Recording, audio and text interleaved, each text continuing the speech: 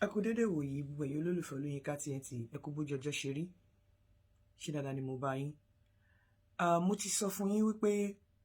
tí bá ti ń sọ̀rọ̀ lórí ìkànnì yìí àwọn ọkùnrin tó wà responsible ni mò ń sọ. Mo rí pé ọ̀pọ̀lọpọ̀ ẹ̀yin obìnrin tó bá lọ́kùnrin wà responsible, definition pé kọ́kùnrin wà responsible ni pé káyé ẹ̀ bàjẹ́, kí gbèsè ayé ẹ̀ polúkúmuṣu, kó má rí ná, kó má rí lò, kó má ní àjẹṣẹ́kù, kó jẹ́ pé gbogbo nǹkan tó bá ti ń pa báyìí bó ṣe ń pa tán kó máa kó fún yín. Tí ọkùnrin ò bá tí ìdùn rẹ̀ wòwò kó mú kó yẹ pé kó má ní àgbọ́kànlé kan níbì kan,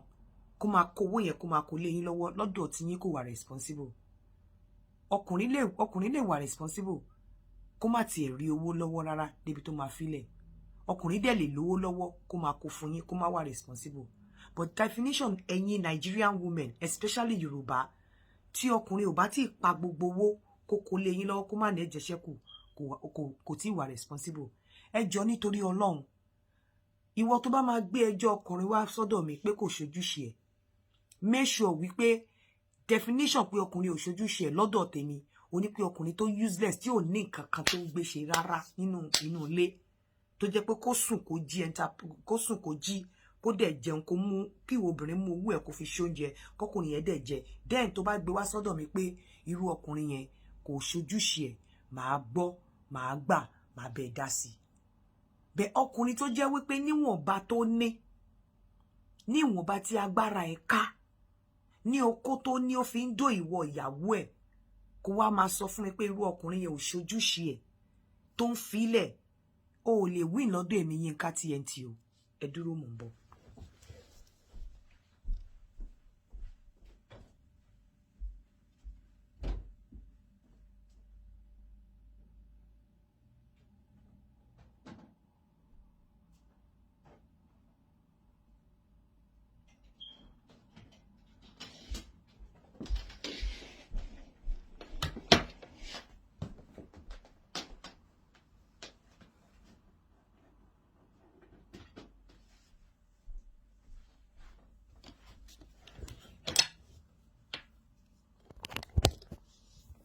O lè win lọ́dọ̀ èmi Yínká TNT because ẹ jọ̀ọ́ nítorí Ọlọ́run, nígbà tó bá lọ́kọ tó ń san school fees ọmọ, tó ń san owó tó ń ràwé fọmọ, jọ̀ọ́ tó dẹ̀ jẹ́ pé ilé tẹ̀ ń gbé ọkọ yẹn ló kọ́, ìwọ àsobìnrin kí ló fẹ́ fi ran ọkọ lọ́wọ́? Àbí olọ́kọ ó ń fowó oúnjẹ lẹ̀ ń lé, òun dẹ̀ ló kọ́lé tẹ̀ ń gbé, ó dẹ̀ ń sanwó oúnjẹ fáwọn ọmọ àti oúnjẹ. Kí ni wo obìnrin gan fẹ́ ṣe? Kí ló dé tẹ̀yin obìnrin kan tẹ́ burú báyìí? Ọkọ á máa sanwó school fees, á dẹ̀ máa sanwó school ọmọ, ìwọ ń gbé oúnjẹ, òun gbé other things nínú ilé. Ṣó gbẹnu ẹ̀yin obìnrin yẹn kẹ́ tún máa complain? Ṣé nítorí pé ọkùnrin bá dẹ̀ ti fẹ́ yàwó torí pé ó fẹ́ wà in the name of responsible, ẹ̀yin rèé gẹ́gẹ́ bí obìnrin ọ̀pọ̀lọpọ̀ yín ò ṣojúṣe yín. Lára ojúṣe yín sọ́kùnrin ni pé kẹ́ fún lóbòdó ẹ̀ ní fún. So nítorí pé ó ti fẹ́ yín, ó dé ẹ̀dẹ̀ ti bímọ fún, káyé ẹ̀ bàjẹ́, kó má ní àjẹṣẹ́kù. Àwọn tó ń dó ń ta kó má rówó ná fún wọn. Àwọn tó ń dó tó ń sáfìsì okó tẹ̀yìn ò sáfìsì nínú ilé, ìyá kọ́ ló bí wọn, wọn ní náwó fún wọn ń ta. Ẹ tún wá máa láyà máa sọ fún mi pé ó lọ náwó fún side chick. Kò bá má náwó fún side chick. Ọ̀pọ̀lọpọ̀ yín nǹkan tí side chick ń ṣe fọ́kọ yín ẹ̀yin ò lè ṣe. Ìwúlò tí wọ́n lò fún wọn ẹ̀yin ò lè ṣe.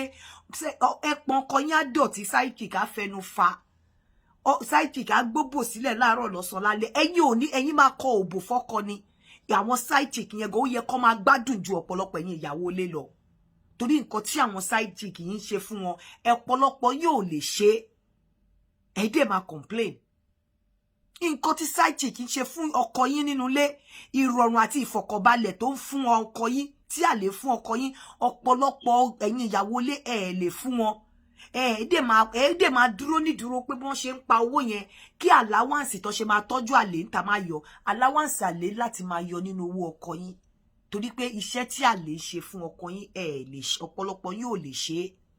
So tí tó dúró nídúró wípé dandan o ọkùnrin láti fún gbẹ débi pé tọkùnrin bá ti san school fees, tó ti ra ìwé fún ọmọ, tó dẹ̀ ti san, tó dẹ̀ ti fún, tí ó ń jẹ́ dẹ̀ wà nílé, tó jọ́kùnrin yẹn ló kọ́lé, èyí tó kù ìwọ obìnrin lọ gbé. lọ kún wá ṣẹ́kúṣẹ́ ọwọ́ ẹ má wá bá mi pé ọkùnrin ò wà responsible tó bá lóko tó lè sọ fún mi pé ọkùnrin ò ṣe nǹkan kan àmì pé useless kò ṣe nǹkan kan nínú ilé àwọn kan máa ń dá tọmọ tí wọn ò rí ẹni sanwó school fees wọn ò rẹ́ni sanwó ilé ìwé ọmọ ilé wọn ò rẹ́ni sanwó ìwé ọmọ ilé ọmọ alẹ́ ń yọ̀ ni ọgbọ́ngbọ́n tẹ̀dẹ̀ ń dá náà ni wípé kí allowance má yọ fún àlè tọkọ yín dóńtà ẹ̀ẹ́dẹ̀ lè ní ká allowance má yọ ọkùnrin yín ọkọ yín láti ní owó àlè nítorí pé iṣẹ́ tí àlè ń ṣe nínú ayé ọkọ ọ̀pọ̀lọpọ̀ yín ẹ̀yin gan ò lè ṣe so àlè gan láti máa àlè tẹ́ ń complain lé lórí yẹn wọ́n wúlò ju ọ̀pọ̀lọpọ̀ yín lọ so wọ́n láti jọ látẹ̀yìn náà ń jẹ tẹ́ bá ṣọ́ra mọ́ dání fún ju ẹ̀yin ìyàwó lé tọkùnrin bá ti ń fowó jẹ́lẹ̀ lé tó fowó ọbẹ̀ lẹ̀ tó dẹ̀ jó ń ló kọ́lé àbò ń sanwó tọkùnrin bá ti ń sanwó lé tó ń ra fíò tó ń ṣe nǹkan pẹ́pẹ́pẹ́ má tiẹ̀ complain pé kò ṣe nǹkan kan kò sí tó kàn yín pọ́kùnrin fowó gbé ó náwó fún side chick ayé side chick láti yọ nínú owó ọkọ yín torí pé ẹ lè dú okó ọkọ yín tán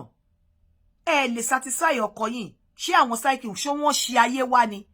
ẹ fẹ́ kọ́kọ́ yín tọ́jú wọn ẹ kò fẹ́ kó máa dó wọn ẹ̀yin rẹ̀ ọ̀pọ̀lọpọ̀ yín ẹ ní gbogbo le wọ́n á pè yín láàárọ̀ lálẹ́ ní no so ẹni tó wọ́n lè rí dó lóòrèkóòrè yẹn ẹ so wà wicked ẹ̀yin ìyàwó ọ̀pọ̀lọpọ̀ ẹ̀yin ìyàwó lé pé kó má rí owó tó máa fi tọ́jú wọn ẹ má máa wá máa complain fún mi pé ó ń tọ́jú side chick kò tọ́jú ilé ọ̀pọ̀lọpọ̀ yín ẹ wá bá mi ẹ lọ́kọ yín ò tọ́jú ilé ó ń tọ́jú side chick tí bá ní ṣé òun ló ń sanwó school ẹni ẹ ṣé ó ń fowó lẹ̀ lé ẹni ẹ kí ni kò tún tọ́jú àlá nǹkan tó ń ṣe yín ni wípé owó tẹ rí pé ó ná fálè ń ta ẹ̀fẹ́ kó ná irọ́ dẹ̀ lè pa ọkùnrin láti lówó àlè lọ́wọ́ torí pé àwọn àlè yẹn gbà mí wọ́n wúlò ju ẹ̀yin ìyàwó ilé lọ ọkùnrin tí ò ní lówó àlè lọ́wọ́ ìwọ ìyàwó ilé tó máa ní kọ́kọ́ ẹ má lówó àlè lọ́wọ́ ṣé òun ṣojúṣe ẹ as ìyàwó ilé 24/7 ṣé tó bá pè 24/7 ṣé òun dá lóhùn in tó bá ti lè mú ẹ máa kọ oorun tí o kì í dó ọkọ ẹ láàrin oṣù kan ó yẹ kó mọ̀ pé èèyàn kan wà ńbẹ̀ tó ń sáfíìsì oko yẹn onítọ̀hún dẹ̀ lẹ́tọ̀ọ́ sí in tó yẹ kí wọ́n lẹ́tọ̀ọ́ sí gẹ́gẹ́ bí ìyàwó ilé ẹ yé máa ro ẹ má wá èmi yàtọ̀ sí gbogbo ẹ má wá máa rojọ́ yẹn fẹ́ mi èmi ò ní gbọ́ tọkùnrin bá ti ń sanwó skul tó ń sanwó òwe tó dẹ̀ jóun ló ní ilé tẹ̀ ń gbé ìwọ náà gbé gbóúnjẹ tọkùnrin bá ti sanwó ilé tó ti fi change ilé bóyá ó sanwó epo ìwọ gbóúnjẹ ilé gẹ́gẹ́ bí ìyàwó ilé ọ̀pọ̀lọpọ̀ yín ẹ̀ tiẹ̀ tún yá ọkọ yín lówó ẹ máa sìn káàkiri owó tó bá yá ọkọ ẹ ọkọ tó wà responsible ni mò ń sọ o owó tó bá yá ọkọ ẹ ó yẹ kó fi sí ìsàlẹ̀ ọkàn ẹ wípé ó fún ni tó bá fún ẹ additional kíní ni àlùbáríkà tí ò bá fún ẹ kò yẹ kó la wàhálà lọ fún ọkọ tó bá dá sí ẹ owó tó bá ti lè fún má yá ọ̀pọ̀lọpọ̀ yín ẹ yá ọkọ yín lówó ẹ tún máa sìn lówó ọkọ tó ní ọjọ́ tó san fún yín kí lẹ fẹ́ fi wúlò fọkùnrin gan kí ló fẹ́ fi mí sí yín tẹ́ bá kúrò ní gbèsè ayé ẹ kò ní blessing tó fẹ́ kà nípa yín ọ̀pọ̀lọpọ̀ yín ẹ lè fowó yín bọ́kọ yín ṣeré ẹ nítorí pé ó ní sáìtì ta ló ń fowó sápò ọkùnrin gan tó bá èmi lè fowó sápò ọkùnrin tó bá lọ ṣe fàájì pé gbà lọ ṣe fàájì mi fẹ́ mọ nǹkan tó fẹ́ fi ṣe ta ló ń fowó sọ́jú àpò ọkùnrin tó bá lọ ṣe fàájì torí kó má bàa náwó pẹpẹ súpù ń ta á nà owó tí ọkùnrin bá pa ọkùnrin tó ń dóbò ń ta tó bá pawó tí ò bá fọkàn sí pé ó máa náwó fún ẹni tó ń dóbò fún ta kò lè sálùbáríkà bẹ́ẹ̀ ọkùnrin tó bá fẹ́ lálùbáríkà tó ń dóbò ń ta òun láti pa owó ìdóbò ìta sọ́tọ̀ ó dẹ̀ láti pa ó lè máa ẹ lè ní pé kó máa tọ́jú yín èyí tẹ́ ṣe ojúṣe yín nínú ilé ìyàwó ó wá ń sanwó school fees ó ń sanwó uniform ó ń sanwó òwe ẹ fẹ́ kí allowance side chick yọ ìrọ̀lẹ́ pa á náwó fún side chick torí pé side chick yẹn cover irresponsibility tẹ́yin ò lè cover ẹ má bà yí àwọn side chick jẹ́ nígbà tẹ́ bá ní káwọn ọkọ yín má náwó fún wọn ta ló fẹ́ náwó fún wọn ṣé òbò wọn kọ́ máa gbé gbóná lọ́fẹ̀ẹ́ ni àbẹ́yàn ìyàwó ilé mi kíní ní money ni ṣé kí side chick àwọn akọ́kọ́ máa dún ọkọ yín lọ́fẹ̀ẹ́ responsibility ti yín tẹ́yin ò ṣe tó tún bá yín ṣe wá fẹ́ kí wọ́n tọ́jú òbò tí wọ́n ń dó wọ́n á tọ́jú ọkùnrin láti pawó side chick wọ́n láti tọ́jú tó bá kàráǹgídá gan tí wọ ìyàwó ilé bá béèrè nǹkan tí àlè béèrè nǹkan wọ́n á kọ́kọ́ ṣe fún àlè kan tó ṣe fún ìyàwó ilé nítorí pé àlè ló di ọ̀pọ̀lọpọ̀ ẹ̀mí ọkọ ilé mú tí ò tí fi jábọ́. So ní ọ̀pọ̀lọpọ̀ ìgbà owó àlè gan ó wà important ju owó ìyàwó ilé lọ. Gbogbo ẹ̀yin tẹ́dẹ̀ máa ń sin ọkọ yín lówó tó bá jẹ yín lówó, ọkọ tó wà responsible ni mò ń sọ, ẹ ní tìjú, ẹ lójú tó ń tì. Owó tó bá mọ̀ pé o lè yọ̀ǹda má ya ọkọ.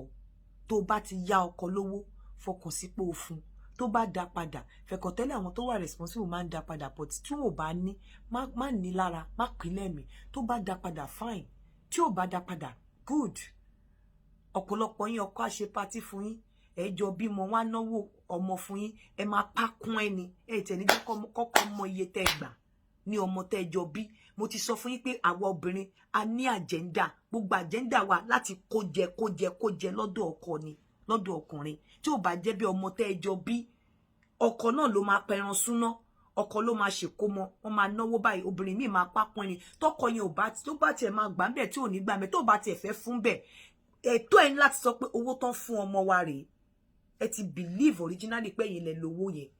ẹ kí ẹ ìyẹn ò dẹ̀ ní kẹ́ má tún tọrọ owó fúdù, kẹ́ má béèrè owó fúdù lọ́wọ́ ọkọ. Tí irú owó tọ́jọ fún ọmọ yín tó bá tiẹ̀ ṣì wà lọ́wọ́ ẹ fún ìkómọ, ìwọ̀n bá 2 months owó yẹn bá wà lọ́wọ́ ẹ, kò yẹ kó béèrè kọ́bọ̀ responsibility lórí that particular ọmọ lọ́wọ́ ọkọ ẹ, torí ẹjọ́ bímọ yẹn ni. Bó o bá tiẹ̀ ní fún nínú ẹ, jẹ́ kó mọ nǹkan tó gbà pé àkọ́ báyìí lọ fún wa o,